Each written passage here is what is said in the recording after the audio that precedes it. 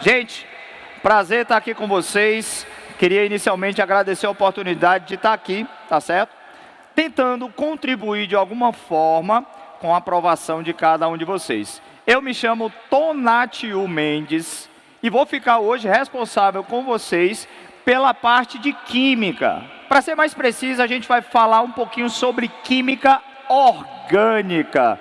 E comigo, para dividir o palco, tem o meu parceiro, professor Wagner Luiz. Fala, galera, tudo bem? Boa tarde.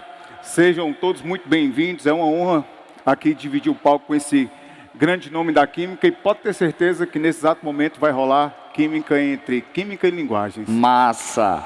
Massa? Bom, então é isso, galera. Bom, um encontro tanto quanto inusitado. Até então, a gente imagina que a matéria, a disciplina de química, ela vai, de tal forma, combinar somente com as ciências da natureza. Combinar com física, combinar com biologia. Mas hoje a gente vai fazer um bate-bola diferente. A gente vai trazer para vocês essa interação que existe da química com as linguagens.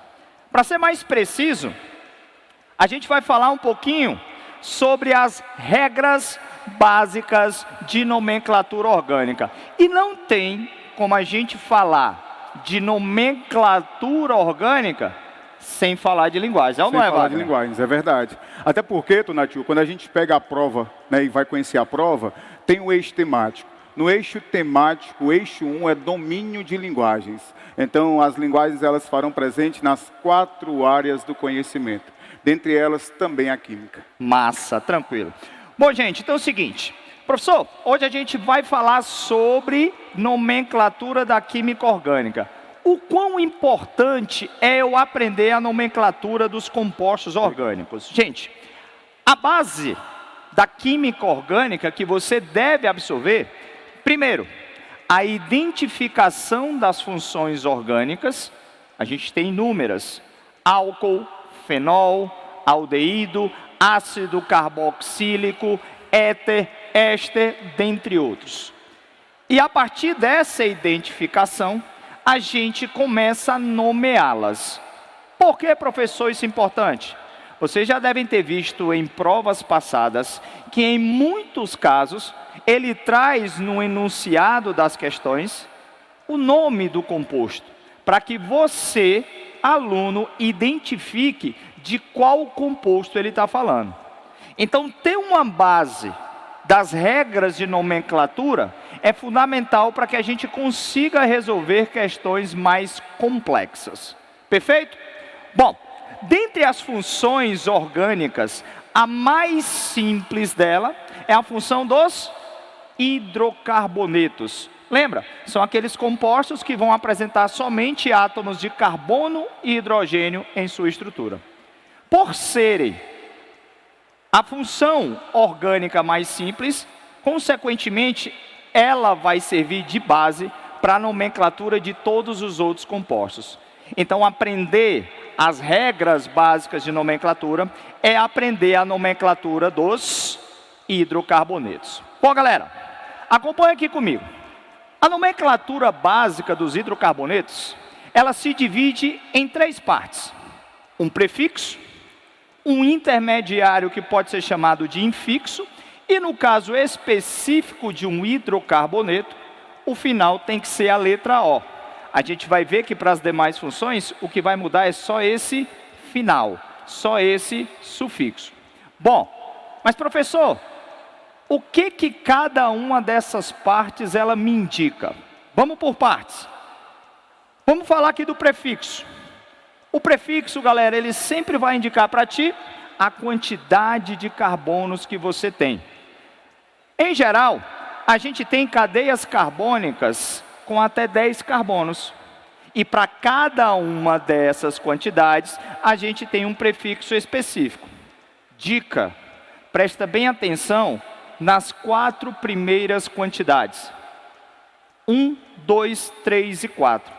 Porque, de fato, ela não segue uma regra que vem do grego, né, meu amigo Wagner? Isso. Na realidade, met, et, prop, but, a gente tem nomenclaturas que não seguem o normal. Mas das 5 em diante, você tem. Quando o time é 5 vezes campeão, ele é pentacampeão. O Brasil está doido para ser o quê? Hexacampeão. Então esses prefixos já são mais rotineiros para a gente. Com 7 hept, com 8 oct, com 9 non e com 10 dec. Então perfeito. Já começo pelo número de carbonos. Professor, o que o infixo, aquela parte intermediária, ela vai me dizer? O intermediário, ele vai me dizer o tipo de ligação química que existe entre os carbonos. Galera, se liga aqui. Se o composto apresentar somente ligações simples, o infixo vai ser an. Se ele apresentar uma dupla, o infixo vai ser en. Se ele apresentar uma ligação tripla entre carbonos, o infixo vai ser in. E se ele tiver duas duplas? Se para uma dupla é en, para duas duplas é di-en. Perfeito?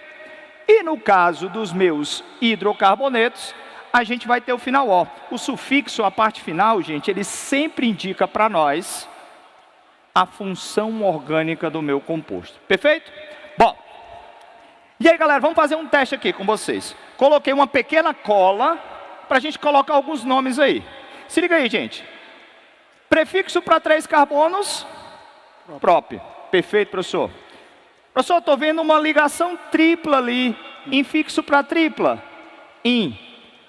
Aí, ó, como se trata de um hidrocarboneto, o final vai ser o quê?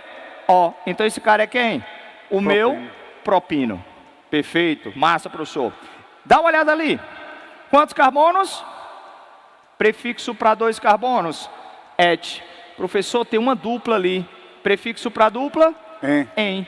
E como é um hidrocarboneto, final O, eteno. Olha aí como é fácil. Se liga no próximo. Eita, professor, agora o senhor aloprou, mano. Essa ruma de carbono aí. Posso Prefixo para 5. Hã? Posso tentar? Vai. Prefixo para 5. Pente. Vai. Ó, deixa eu só fazer aqui um compartilhamento, tá? Agora há pouco eu falava sobre o domínio de linguagens. E se eu pegar a química orgânica, você muito bem sabe que ela tem como base a IUPAC. Vamos entender que a IUPAC, deixa eu aqui analogar para você melhor entender, seria a gramática. Então a gramática é um conjunto de normas, são leis, e essas leis são universais. Então quando eu vou nomenclaturar de acordo com a IUPAC, eu sei que a base da IUPAC é o grego. Se a base da IUPAC é o grego, eu vou contar para você de 1 até 10 em grego. Met, et, prop, but, pent, ex, ect, oct, noni, dec, undec, dodec, tridec e por aí vai. É a base da nossa língua portuguesa, grego e latim. Então, mais uma vez, eu vou contar de 1 até 10 em grego. Met, et, prop, but, pent, ex, ept, oct, noni, dec. Bom, fui eu. Agora seremos nós. Conta comigo só quem vai passar de 1 até 10 em grego. Vai. Met, et, prop, but, pent, ex, ect, oct, noni, dec. A química orgânica, ela estuda o carbono que é representado por uma letra, a letra C, o C14. E aí ele vai manter uma relação por meio de ligações. Muito bem sabemos que o carbono ele é tetravalente, tetra, tudo bem? Caso ele não venha ser ligado a 4 valências, ele será um radical, il ou ila, tudo bem? Então, os tipos de ligações, alcano, alceno, alcino, alcadieno. Então, eu pego um termo, esse termo é o intermediário? Sim. An, en, in, dien. Associa, aprenda por associação. Olha as vogais, A, E, I. Se eu fosse converter em números, o A equivaleria a qual número? 1. O E equivaleria a qual número? 2. O I equivaleria a qual número? 3. An, en, in. An, uma ligação simples. En, dupla ligação. In, tripla ligação. Você muito bem sabe que o em equivale a duas ligações. Então, quando eu tenho 2 alcenos, eu vou dizer que é dien, de 2. Então, nós temos as funções. O carbono, quando com hidrogênio, é hidrocarboneto. E assim sucessivamente. OH, a hidroxila. Aqui eu tenho, se você observar, permita-me, viu, meu amigo velho? Na hora. Conte comigo a quantidade de carbonos. 1, 2, 3, 4, 5. 5. Mas se eu converter para grego, 5 equivale a pente. Não é não? Pente. Eu tenho ligações simples, duplas ou triplas? Sim. Simples. An, em ou in? An. O meu carbono está ligado a hidrogênio. Se está ligado a hidrogênio, então eu irei representá-lo por uma letra. Essa letra é a letra O. Vamos pensando, deu certo. Show. Show. Que massa. Tranquilo? Vocês já tinham tido essa visão da nomenclatura orgânica falando grego? Então o termo grego agora, quando você está falando grego, agora você entende. Não é uma coisa que você não entende. Se falar grego, a gente entende Agora também. a gente entende. Agora a gente entende. Agora, galera, presta atenção em duas situações inusitadas. Vamos dar nome para esses dois. Prefixo para 4 carbonos, but. Ou como dizem os mais chiques, but. Pessoal, but. Não, nós somos cearenses, é but, meu amigo. E aí é o seguinte, professor, estou vendo uma ligação dupla ali. Infixo para dupla, em. E como se trata de um hidrocarboneto, ó. Ah, professor, pera aí. Buteno. Massa. Vamos colocar o nome desse segundo composto. Prefixo para 4. But. Tem uma ligação dupla. Em. É um hidrocarboneto. Final O. Pera aí, professor. Buteno, buteno. Esses dois compostos são iguais? Sim ou não? Não. Então, eu não posso ter a mesma nomenclatura para 2 compostos diferentes. Gente, se liga aqui. Você pode perceber que a ligação dupla ela está em localizações ou posições diferentes. A partir de 4 carbonos, a minha ligação dupla pode se posicionar em locais diferentes. E o que a gente faz? A IUPAC recomenda que a gente numere essa cadeia. E a numeração ela deve ser iniciada da extremidade mais próxima de onde está essa dupla ligação. Gente, no caso do primeiro exemplo, o primeiro carbono tem que ser o da direita, porque a ligação dupla está mais perto da extremidade da direita. E a gente localiza, simbolizando antes do infixo, a numeração daquele carbono. Professor, está entre o 1 e o 2, eu escolho qual? Sempre o de menor numeração. Então, tu vai escolher qual? 1. Portanto, esse composto é o but-1-eno. Aqui, você tem aqui a ligação dupla bem no meio. Então, nesse caso, tanto faz você começar da direita como você começar da esquerda. Começando da esquerda. 1, 2, 3, 4. A ligação dupla ficou entre os carbonos 2 e 3. Pertence a qual? 3 ou 2? Sempre ao de menor numeração, ao 2. Então você tem um but-2-eno. Tranquilo? Bom, vamos colocar isso em prática numa questão. Se liga nessa questão estilo Enem. Olha aqui. O linalol é uma substância orgânica de origem natural, presente em óleos essenciais de diversas plantas aromáticas, como a lavanda e o manjericão. Essa substância é utilizada como um fixador de fragrâncias na indústria química e apresenta uma série de propriedades biológicas. Por exemplo, a atividade analgésica. Na estrutura química do linalol, mostrada a seguir, estão presentes 2 metilas. Olha o que ele tinha falado. Prefixo met me remete ao quê? Um carbono. Sufixo il ou ila, de um radical, de uma ramificação. Bom, como grupos substituintes, além das funções químicas alqueno e álcool. Com base nas informações acima e nos conhecimentos de nomenclatura de compostos orgânicos, assinale a alternativa que apresenta o nome do linalol recomendado pela IUPAC. Galera, dá uma olhada na estrutura dele aqui. Professor, não é um hidrocarboneto. Beleza, porque você não tem somente átomos de hidrogênio e carbono. Você tem uma hidroxila aqui. Hidroxila ligado a carbono saturado. Trata-se de qual função? Qual função? Álcool. Beleza? Você tem ali simbolizado a hidroxila. E aí, galera, é o seguinte. A gente tinha visto que a numeração iniciava-se da extremidade mais próxima de onde tivesse a insaturação. Aí tu, professor, peraí. Eu tenho uma insaturação aqui e ali, e eu tenho um grupo funcional. Gente, quando você tem as duas situações no mesmo composto, a sua prioridade na hora de numerar é sempre do grupo funcional. Grupo funcional, insaturação e radical. Essa é a minha ordem de prioridades na hora da numeração. Então, gente, a gente vai começar desse carboninho aqui, ó, da esquerda, porque está mais próximo dessa extremidade. Então, ó, 1, 2, 3, 4, 5,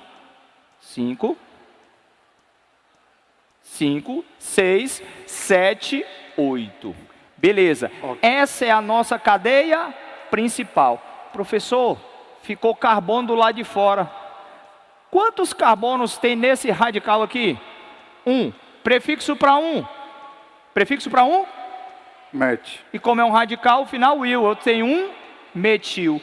E lá no carbono 7, outro metil. Massa, tu já construiu a tua ideia principal de nomenclatura. Agora vamos lá. Na hora de começar a nomenclatura, você deve sempre iniciar indicando as ramificações.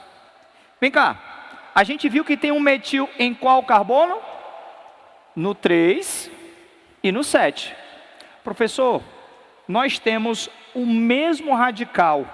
Eu vou colocar 3 metil, 7 metil? Não.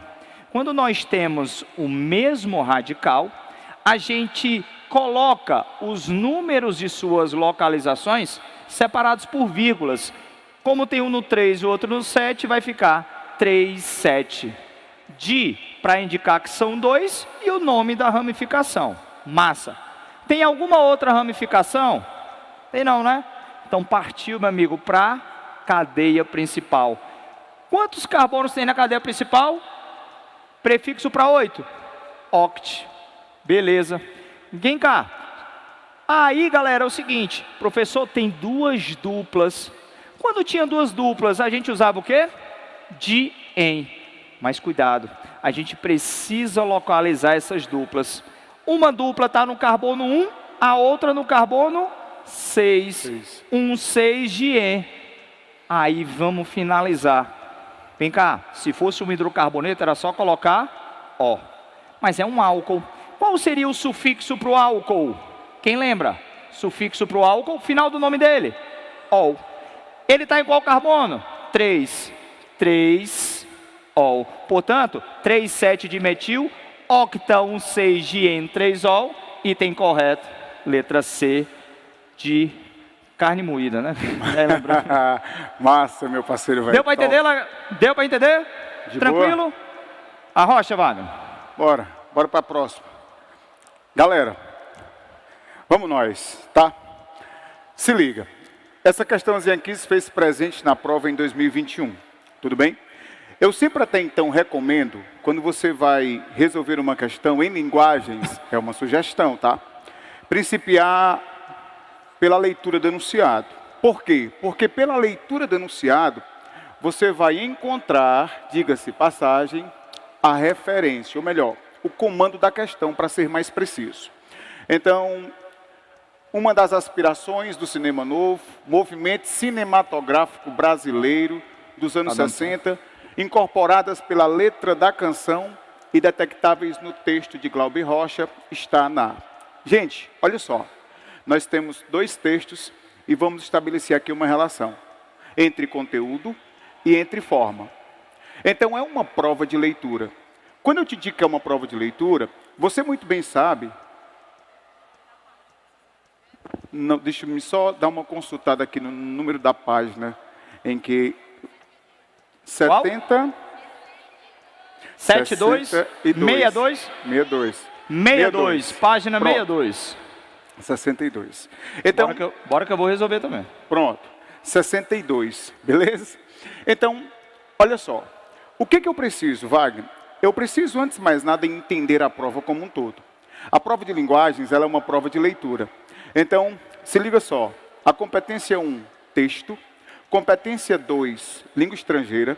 Competência 3, linguagem corporal. Competência 4, artes. Competência 5, literatura. Competência 6, língua e patrimônio. Competência 7, argumentação. Competência 8, gramática. Competência 9, tecnologia. É uma prova de leitura? É uma prova de leitura. Se é uma prova de leitura, eu quero que você entenda que eu tenho 2 textos para ler e interpretar. Para ler e interpretar. Interpretar vai além de você compreender. Eu venho na referência desse texto 2. Esse texto 2 tem como referência Glauber Rocha, tropicalismo, antropologia, mito e ideograma. O que me faz deduzir que eu tenho um fragmento de um texto não literário. Em contrapartida, eu tenho um fragmento de uma letra de Caetano Veloso, Tropicália, Cinema Novo. E pela estrutura do próprio texto, posso, pois, deduzir que eu tenho um texto de caráter poético, por sua vez literário. Então, muitos terminam tendo uma dificuldade quando vou interpretar um texto de caráter literário, certamente pelo seu alto grau de subjetividade.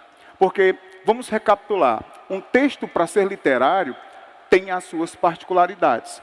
Então, se agora há pouco, eu participava aqui de uma aula de química, eu falei para você da importância do domínio de linguagem. O que é dominar a linguagem? É dominar conceitos. Se eu domino um conceito, eu passo a ter uma noção. Se eu tenho uma noção, eu consigo aplicá-la. Perceba que a prova avalia você em competência e habilidade. Então, dentre muitas noções, eu te darei uma noção para a literatura, já que o texto é literário. Literatura é a arte que expressa por palavras uma emoção ou um fato social. Perceba que a literatura, ela é uma arte. A palavra, na sua etimologia, significa técnica. Então, a literatura é uma técnica, é uma forma, é uma maneira de você externar em palavras aquilo que você sente, aquilo que você pensa. É fácil? Não, não é. Não é. Às vezes você até sabe o que você sente, mas você não consegue falar sobre o que você sente. Há um poeta chamado Drummond de Andrade, que num texto titulado Poesia, ele disse assim: gastei 1 hora pensando um verso que a pena não quer escrever.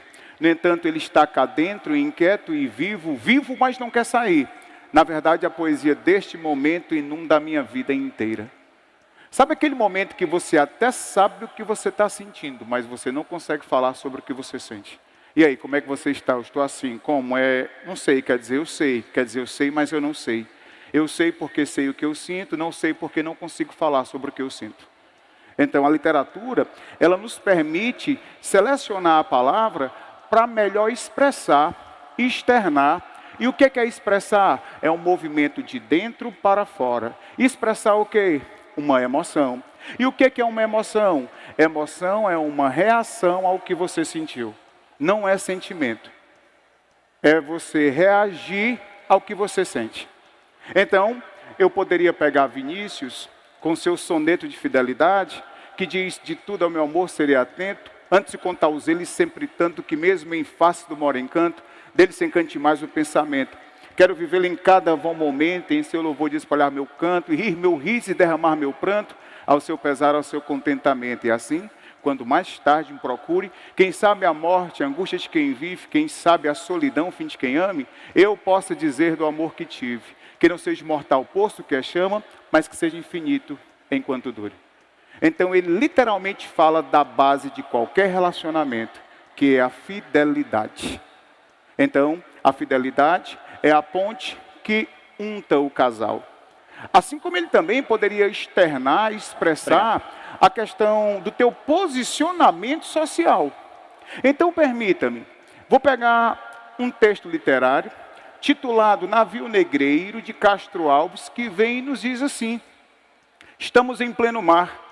Era o sonho dantesco tombadilho que das luzernas a vermelho brilha em sangue a se banhar, de ninhos de ferros estalar do açoite, legiões de homens negros como a noite, horrendos a dançar. Negras mulheres suspendendo as tetas, magras crianças cujas bocas pretas regam o sangue das mães, outras moças mais nuas e espantadas, no turbilhão de espectros arrastadas em ânsia e mágoas vãs, e ri-se a orquestra, irônica e estridente, e da ronda fantástica a serpente faz doudas espirais, se um velho arqueja, se no chão resvala, ouvem-se gritos, chicote estalam e voa mais e mais, preso nos elos de uma só cadeia, a multidão faminta cambaleia, chora e dança ali. Um de raiva delira, outro enlouquece, outro que de martírios embrutece, cantando, geme e ri. Aí você tem Castro Alves, um poeta da terceira geração, que, embora romântico, traz uma temática de teor social, mostrando quão desumano foram alguns humanos ao tratarem com indiferença humanos que foram impostados a uma condição de escravos num país como o nosso. Então, você tem textos de caráter literário que terminam trazendo assuntos de caráter social, porém, lembre-se que um texto, para ser literário, tem suas particularidades. É um texto subjetivo, é um texto conotativo, é um texto plurissignificativo e é um texto em que se trabalha com um plano de expressão. Wagner, por que ele é um texto subjetivo? Ora, se o Wagner acabou de dizer para você que é um texto em que predominará a emotividade, você muito bem sabe que, embora esse ambiente seja um só, para cada ser, para cada pessoa, uma sentença, um jeito de perceber o próprio mundo. Então, da mesma forma que nós somos semelhantes, nós somos bem diferentes. Cada um tem o seu jeito muito seu de externar o que sente, de externar o que pensa. E não é porque, num relacionamento, ambos se amem, que cada um demonstra do mesmo jeito, da mesma forma, na mesma intensidade. É isso que é subjetivo. Conotatividade é quando a palavra ela é empregada no seu sentido figurado, falso. Então, comprei um doce para o meu doce amor. Na frase eu empreguei doce 2 vezes. Comprei um doce. O primeiro doce é glicose, é C6H12O6. É açúcar. Mas o segundo doce, meu doce amor, é uma forma carinhosa de você se reportar àquela pessoa. Daí a questão da plurissignificância, que é quando um texto ele assume mais de um significado, mais de um sentido. Se eu pegar aqui um trecho bíblico e lê-lo, e pedir para que algumas pessoas aqui comentem, não se espante se eu tiver mais de uma interpretação referente àquele texto. Tudo bem? Implica dizer que cada um, dentro do seu conhecimento de mundo, tem uma forma de perceber, de entender, de interpretar. E num texto literário, avalia-se o quê? A expressão, a forma como expressa. Perceba só você, quando eu pego tal contexto, cinema novo, eu estou ali na década de 60, 70, num país chamado Brasil. E você muito bem sabe que a década de 60, literalmente, ela vivenciou uma crise de ordem não somente econômica, mas também política e social. Então, se você puxar pela memória, ao estudar a história, você viu que em 1959, presidente JK prometeu 50 anos em 5, o Brasil não tinha condições financeiras para viver literalmente aquilo que JK até então falava, prometia, e ele endivida o Brasil ao pedir dinheiro emprestado ao Fundo Monetário Internacional. Crise econômica, porque o Brasil não tinha como pagar. Crise econômica, crise política. Década de 60, quem é que assume? Militares. Tal período na história ficou conhecido como ditadura civil-militar. E nós tivemos modalidades artísticas, dentre elas a música, dentre elas a literatura e também o cinema, que foram instrumentos que tiveram como intuito, finalidade, conscientizar um problema que era real. Então nós temos trechos aqui de uma letra titulada Cinema Novo, de um movimento chamado tropicalista, Tropicália, que principia ali na clássica noite de 67, no festival da Rede Record de televisão, mas ganha forças em 68. Você tinha um movimento de caráter musical, mas também de uma conotação política e social. Diz a letra: O filme quis dizer, eu sou o samba. A voz do morro rasgou a tela do cinema e começaram a se configurar. Visões das coisas grandes e pequenas que nos formaram e estão a nos formar. Todas e muitas, Deus e o diabo, vidas secas, os fuzis, os cafajestes, o padre e a moça, a grande feira, o desafio, outras conversas sobre os jeitos do Brasil. Esse texto nos faz perceber que não há um Brasil, há Brasis, um país da diversidade, não só cultural, mas um país em que a sua diversidade intensifica a sua desigualdade social. Esse texto é perceptível perceber nele a questão da intertextualidade, uma delas e gritantes, Vidas Secas, obra de Graciliano Ramos, publicada em 1938, que denuncia o processo de marginalização do Nordeste na década de 30, na política econômica de Vargas. Então, nos problematiza. O texto 2 diz, o cinema brasileiro partiu da consciência do subdesenvolvimento e da necessidade de superá-lo de maneira total, em sentido estético, filosófico, econômico. Superar o subdesenvolvimento com os meios do subdesenvolvimento. Tropicalismo é o nome dessa operação. Por isso, existe um cinema antes e depois do tropicalismo. Agora, nós não temos mais medo de afrontar a realidade brasileira, a nossa realidade, em todos os sentidos e a todas as profundidades. Uma das aspirações, dos anseios do cinema novo, movimento cinematográfico brasileiro dos anos 60, incorporadas pela letra da canção e identificáveis no texto de Glauber Rocha, está na alternativa A, retomada das aspirações antropofágicas pela prática intertextual. Não. O manifesto antropofágico de 28 não é pontuado no fragmento em questão. A intertextualidade se dá com algumas obras, dentre elas Vidas Secas, que é de 38. Alternativa B, problematização do conceito de arte provocada pela geração tropicalista. Em nenhum momento os dois textos nos levam a perceber que o que é discutido é a arte, enquanto conceito, enquanto definição. C, materialização do passado como instrumento de percepção do contemporâneo, de forma alguma. Pelo contrário, mas é uma análise do que foi a importância do cinema novo. Ou melhor, D, síntese, resumo da cultura popular em sintonia com as manifestações artísticas da época. Não. Na sociologia, você muito bem sabe que há 4 tipos de cultura: popular, erudita, de elite, cultura de massa. Falávamos sobre o cinema. E o cinema é cultura de massa, não é cultura popular. Tudo bem? A cultura popular é aquela que comumente, dentre algumas particularidades para reconhecê-la, ela é passada de pai para filho. Tudo bem? De geração para geração. A alternativa é formulação de uma identidade brasileira fundamentada, calcada na tradição cultural e na crítica social. É a alternativa que responde corretamente à questão na página 62. Tudo bem? A alternativa é de Enem, é de emoção. Show! Rocha Tonas. Massa! Vamos lá, galera! Continuando aqui. Gente, localiza aí, agora na página 67. Na primeira questão, que a gente resolveu aqui, eu vou pedir rapidamente que vocês só acrescentem essa hidroxila que acabou não aparecendo no material, tá bom, gente? Às vezes algumas figuras ficam fora, adicionam esse OH, tá certo? Na questão do linalol. Mas vamos lá.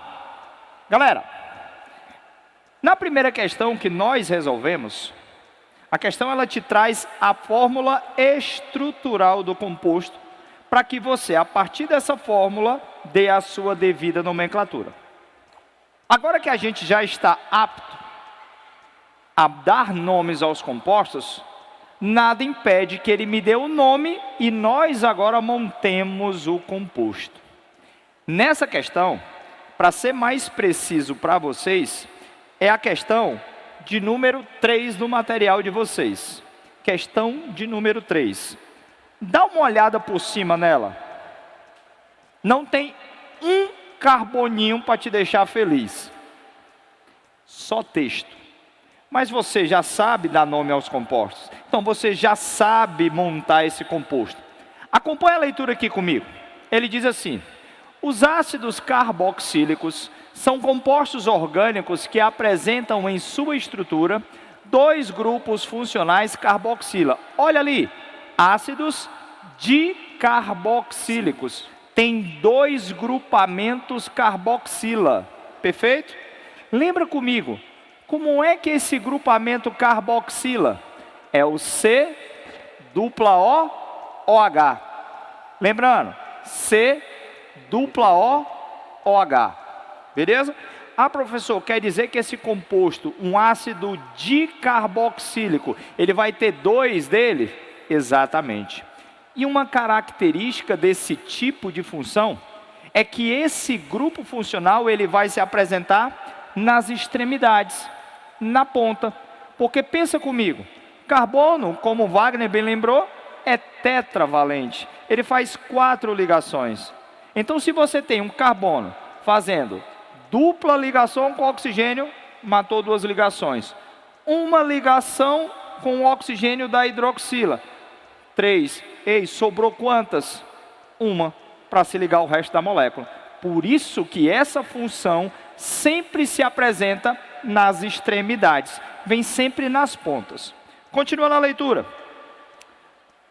Em geral, oficial, aliás, sua nomenclatura oficial, segue as mesmas regras usadas para nominar os ácidos monocarboxílicos. Aqueles ácidos carboxílicos que têm apenas um grupo carboxila. Apenas com o acréscimo do prefixo di em sua estrutura. Um exemplo é o ácido, olha o nome dele, propanodioico. Propanodioico. Prefixo prop. 3. É para quantos carbonos? Prop. Sequência. Vamos falar grego? Met, et, prop. Ou seja, esse ácido carboxílico tem quantos carbonos? 3. Dioico. Espera aí, professor. Dioico. Ele tem 2 grupos carboxila. Eles têm que estar onde? Nas extremidades. Espera aí, tu tem 3. Eu falei, show. Localizaram nessa questão aí? Beleza? É porque aqui está aparecendo 2, mas a de vocês é a 3. E aí, galera? São 3. Os 2 da ponta serão ocupados pela função. É ou não é? Ei, professor, e esse carbono do meio? Para ele não ficar triste, vamos encher ele de hidrogênio. Ele fez 2 ligações com os 2 carbonos da carboxila. Sobra quantas ligações livres para ser preenchida? 2. Então ele vai ter 2 hidrogênios. Olha aí, só de cabeça você já conseguiu montar a estrutura do ácido propanodioico. Aí vamos lá. Um exemplo, aliás, empregado na indústria eletrônica, em solventes especiais e no tratamento de superfícies metálicas. Bom, olha o comando da questão. Ele te dá um tipo de composto e vai te pedir para identificar outro. Vem cá. Substituindo cada um dos grupos carboxílicos, no exemplo dado acima, por um grupo hidroxila. Ei, peraí. Como é que é a carboxila mesmo? C dupla O OH. Tu vai trocar isso e vai colocar o quê? OH. A hidroxila, olha o nome, hidroxila. Você tem hidrogênio e oxigênio. Ela é que configura a função quê? Quando você, a gente viu na questão anterior, hidroxila ligada a carbono saturado, você tem um álcool. Perfeito. Obtém-se um novo composto. Professor, se eu fosse só pelo nome, só pelo sufixo, tu já matava a questão, não matava? É ou não é? Tu tá vendo? Gente, o segredo dessas questões não é de fato você se matar para tentar resolver da forma mais difícil. O segredo é você ler com atenção, com calma, que, consequentemente, involuntariamente, você acaba encontrando a fórmula no caso do composto. Tu viu que só na leitura a gente montou de cabeça a estrutura do ácido propanodioico? Tu viu que só raciocinando com calma, fazendo essa substituição da carboxila pela hidroxila, tu já chegava no álcool? Aí quando tu olha para os itens, diácido, cetona, aldeído, hidrocarboneto e glicol. Final, álcool. Tu já matava a questão sem montar nenhuma estrutura no papel, só na tua mente. Mas a gente vai montar aqui. Para quem ainda não captou o que é o ácido propanodioico, está aqui ele. Você tem 3 carbonos, e como a gente montou, a função ácido carboxílico sempre tem que estar onde? Nas pontas, nas extremidades. Então você tem um grupo carboxila aqui, um grupo carboxila aqui. O que a gente tinha montado na nossa cabeça? Que o hidrogênio no meio ainda tinha 2 ligações para serem feitas. O que a gente faz? Preenche com hidrogênio. E o que ele sugere na questão? Que a gente substitua os 2 grupos carboxilas pelo quê? Pelo quê? Pela hidroxila. O que é hidroxila? OH. Se a gente faz essa troca, olha o que a gente tem. Professor, nós temos ali a função álcool. Como nós temos 2 grupamentos hidroxilas, a gente tem um diálcool. Aí, professor, espera aí. Não tem diálcool. Vamos anular essa questão, vamos entrar com recurso. Não pode. O Enem gosta de nomenclaturas usuais. E, gente, só pelo prefixo você matava, mas deixa eu te falar. Glicol é uma nomenclatura usual para um diálcool. Então, se o composto é um diálcool, se o composto tem 2 hidroxilas alcoólicas, ele pode sim ser denominado usualmente de glicol. Portanto, o item correto para essa questão, letra E. Deu para compreender legal? Tranquilo? Beleza? Arrocha, Vagão. Bora, vamos nós. Deixa eu só localizar aqui a questãozinha aí, agora vamos na página 62, questão de número 4. Página 62, questão de número 4, beleza? Galera, atentem-se, lembra-se que agora há pouco eu falei, é uma estratégia, principia a resolução pela leitura do enunciado da questão. Então, venho eu. A exploração da variação linguística é um elemento que pode provocar situações cômicas, engraçadas. Nesse texto, o tom de humor decorre da incompatibilidade entre... Gente, se liga, humor é uma quebra de expectativa, necessariamente não gera o gargalhar. Potássio, potássio, potássio. KKKKK, tudo bem? Entendamos o seguinte, variação linguística, competência 8, gramática aplicada ao texto. Então, a galera que trabalha, se liga, a galera que trabalha a gramática aplicada ao texto, explorando a variação linguística, cita muito um linguista chamado Marcus Bagno. E Marcus Bagno, estudando a variação linguística, ele classificou. Como assim? A língua ela é viva, não é? E a língua ela é viva porque a língua é flexível. Ela passa por variações. Tudo bem? Então, a variação linguística ela está dividida em 4 etapas. Quais? Variação linguística diatópica, variação linguística diastrática, variação linguística diafásica, variação linguística diacrônica. Wagner, pode repetir? Devo. Variação linguística diatópica, variação linguística diastrática, diafásica, diatópica. Variação linguística. Variação é quando a língua muda. Vamos entender a linguística como a ciência que estuda a língua. A principiar, o som. Dentro de uma classificação, tu ficaste atento que há um prefixo que se repetiu. Dia, diatópica, diastrática, diafásica, diacrônica. Que dia é um prefixo de origem grego, que significa por meio, através, tá? Então, se liga. Variação linguística diatópica, diatópica, diatópica. É quando a língua muda de acordo com o topos. Topos, geografia. Lembra? Lugar. É por isso que na geografia física você estuda a topografia física do estado de Ceará. Não tem? Tem, como de qualquer um outro estado. Topos é lugar. Variação linguística diatópica é quando a língua muda de acordo com o lugar. Não vou sair do Ceará não, tá? Mas do sertão central para cá, tu percebeu que nós, cearenses, chiamos o S antes do T? Festa, besta, testa.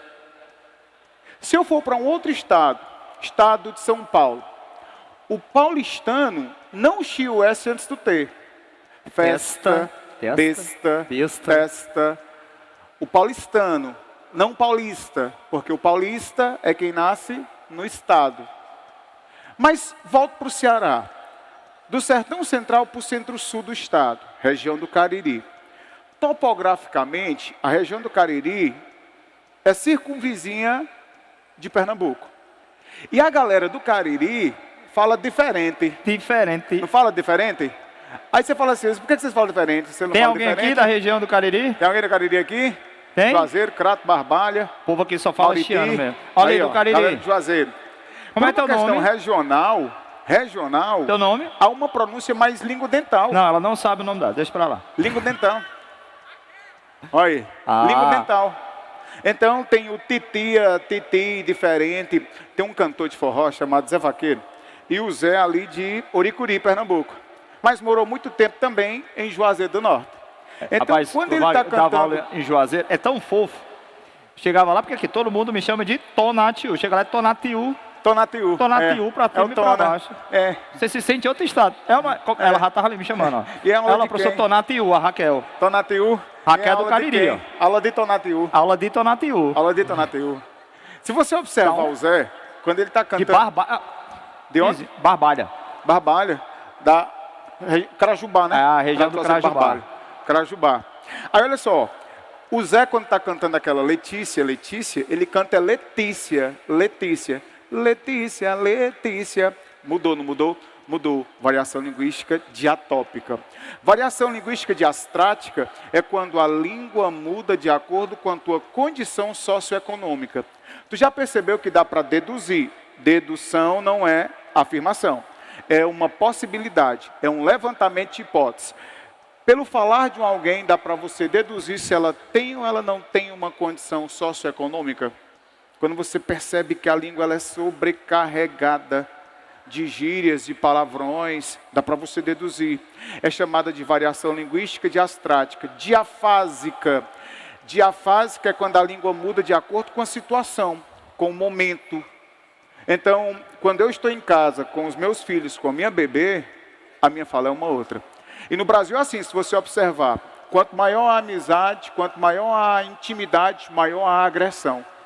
Não é verdade? Então, quando nós somos muito amigos, é arriscado até nós trocarmos carícias por instantes. Tudo bem? Quanto menor a intimidade, maior a formalidade. Então, dependendo da situação, totalmente, né? Averso, você muda, você adequa. E variação linguística diacrônica é quando a língua muda de acordo com o tempo. Antes, vamos em boa hora, depois ficou vamos embora, vambora, bora, para a questão. Tudo bem? Olha só. Fui à frente. Na minha época era pegar o beco, ó. Pegar o beco. Pegar o beco. Prezada senhorita. Tenho a honra de comunicar a Vossa Senhoria que resolvi, de acordo com o que foi conversado com o seu ilustre progenitor, o tabelião juramentado Francisco Guedes, estabelecido à Rua da Praia, número 632, dar por encerrados nossos entendimentos de noivado. Como passei a ser o contabilista-chefe dos armazéns Penalva, conceituada firma desta praça, não me restará, em face dos novos e pesados encargos, tempo útil para os deveres conjugais. Outro sim, participo que eu vou continuar trabalhando no varejo da Mancebia, como vinha fazendo desde que me formei em contabilidade em 17 de maio de 1932. em solenidade presidida pelo excelentíssimo senhor presidente do Estado e outras autoridades civis e militares, bem assim como representantes da Associação dos Varejistas e da Sociedade Cultural e Recreativa José de Alencar. Sem mais, cria-me de Vossa Senhoria, Patrícia Admirador, Sabugosa de Castro. Então, a exploração da avaliação é um elemento que pode provocar situações engraçadas. Perceba que ele tinha até então uma intimidade com ela e agora que ele passa a ocupar o cargo profissionalismo, suplanta a intimidade entre o casal. Nesse texto, o tom de humor decorre da incompatibilidade entre o intuito de informar e a escolha do gênero textual? Não. O humor, a quebra de expectativa, não advém de tal situação explanada pelo item A. Até porque, veja só, é variação linguística. A linguagem empregada e os papéis sociais dos interlocutores, entre quem dialoga, entre quem conversa, veja só você, a carta, o remetente endereça para uma mulher. E nessa mulher ele participa que já não pode mais haver, em detrimento da posição que ele ocupa na empresa, uma certa proximidade. Alternativa B de bola, B de boa prova, que aguarda essa galera, Tonas. Top. Toca o baile. Vamos nós. Vamos falar do metil. Metil. Ok, galera? Gente, a gente começou com uma questão onde eu te dava a fórmula estrutural e ele pedia para a gente trazer a nomenclatura. Massa. A segunda questão que nós resolvemos, ele só trouxe a nomenclatura. E para que a gente conseguisse interpretar qual seria a resposta correta, a gente teria que montar. A gente fez o caminho inverso. Mas uma coisa há em comum nas duas questões. O que, professor? Tanto na primeira questão quanto na segunda, os compostos, eles apresentavam apenas uma função orgânica. Na primeira, tinha o álcool, e na segunda questão que nós resolvemos, no primeiro composto você tinha apenas a função ácido carboxílico, e no outro composto você tinha a função álcool, o nosso glicol que nós falamos lá. Beleza? Gente, localiza aí, eu vou tomar a liberdade de passar algumas questões aqui. Eu vou pedir que vocês coloquem na questão de número 6, da página 68. Questão de número 6. Eu vou passar um pouco aqui. Para a gente ir por ordem de dificuldade. Calma, vai dar certo. Está chegando. Vamos lá. Pronto. Eu só peço que vocês completem a fórmula, porque aí só tem a cadeia carbônica. Completa da forma como está aqui, por gentileza. Completa do jeito que está aí. E aí ele fala o seguinte, galera, ó, acompanha comigo a leitura. A estrutura química mostrada abaixo é a de um neurotransmissor que age como inibidor no sistema nervoso central. Quando esse neurotransmissor se liga ao seu receptor cerebral, experimenta-se um efeito calmante, que ajuda em casos de ansiedade, estresse ou medo. Trata-se do gama-aminoácido, comumente conhecido como GABA, gama-aminobutírico ácido. O nome desse composto segundo a nomenclatura. Por que eu trouxe essa questão agora? Como eu tinha falado anteriormente, nos dois primeiros exemplos que nós trabalhamos, a gente trabalhou compostos que apresentavam uma única função. Mas quando a gente para olhar a estrutura dele, professor, uma eu já vi aqui com o senhor hoje, é a função ácido carboxílico, foi ou não foi? Mas aqui, tu tem um nitrogênio, NH2, isso aqui configura uma das funções nitrogenadas. Nós temos aqui uma amina. Então, peraí. A gente tem aqui uma amina, a gente tem ali um ácido carboxílico. Professor, o senhor disse no início do nosso encontro hoje que o sufixo é determinado por quem? Pela função. Se era um ácido carboxílico, terminava em óico. Se era um álcool, terminava em ol. Se era um hidrocarboneto, terminava em O. Professor, o senhor tem duas funções. Vai ter duas terminações? A resposta é não. Aí tu, peraí, professor. Eu aprendi com uma. Botou duas para que essa ignorância? É não, cara. É fácil. Sabe por quê? Quando no mesmo composto orgânico você apresenta mais de uma função, logicamente que como eu só posso utilizar um único sufixo, alguma dessas funções tem que mandar no composto. Ela tem que ser a bichona. Ela tem que ser a que manda ali para dar o nome no sufixo. Professor, como é que eu vou saber essa ordem? Olha que eu coloquei aqui para vocês. Quem quiser anotar, bater uma foto, ó, tá aí a ordem de prioridades para vocês. Quem é que manda e desmanda na química orgânica? O ácido carboxílico. Em seguida, você tem a função aldeído. Depois você vem com a acetona. Depois o álcool. Lá vem a amina e o aleto orgânico. Ei, no composto tu tem qual? Ácido carboxílico e amina. Quem é que vai mandar na nomenclatura? Show! Ácido carboxílico. Professor, e a amina? A gente desconsidera, faz de conta que ela nem está lá. Pelo amor de Deus, faça isso com a bichinha não. Vamos evidenciar a presença dela. Já que ela não pode fazer o papel de função, ela vai entrar como se fosse uma ramificação. Beleza? Então, gente, quando um composto apresenta mais de uma função orgânica, a gente diz que é um composto orgânico de função mista. Ficou claro para vocês? Beleza. Bom, então você tem a ordem de prioridade. Deixa eu te dar uma dica, porque aqui você está vendo a ordem, fica fácil a gente determinar. Mas deixa eu te falar um detalhe. Como que a gente identifica a função ácido carboxílico? Lembra aí para mim? Já enchi o saco de vocês hoje falando dela. C, dupla O, OH, massa. Aldeído, cara, é a irmã mais nova do ácido carboxílico. Enquanto o ácido carboxílico é C dupla O, OH, tu tira esse oxigênio. Se ficar só C dupla O, H, tu tem um aldeído. E se tu tiver no lugar da hidroxila um carbono, você vai ficar com uma C dupla O entre dois carbonos. Tu tem uma cetona. A acetona, removedor de esmalte, ela tem essa função.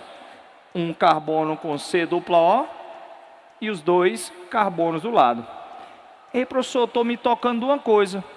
Ácido carboxílico, C dupla O, OH. Aldeído, C dupla O, H. Cetona, C dupla O entre dois carbonos. Ei, as que mais mandam na nomenclatura da química orgânica, sempre elas têm o quê?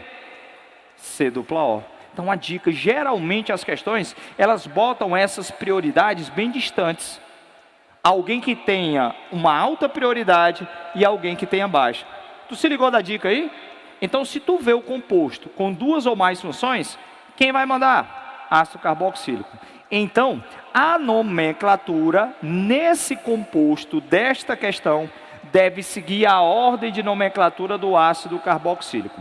E como eu disse para vocês, a outra função, ela vai exercer na nomenclatura um papel de um radical, de uma ramificação.